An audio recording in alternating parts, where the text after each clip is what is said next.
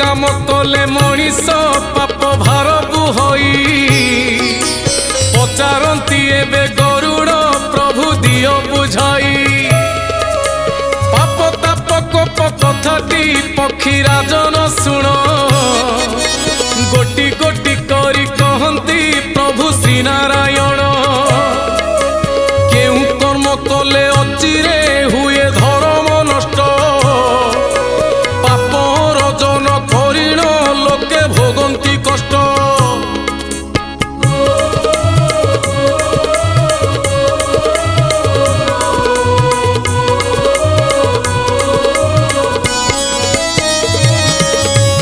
परधन प्रति मनरे जीए आशा रखती जानी सुनी से ही प्राण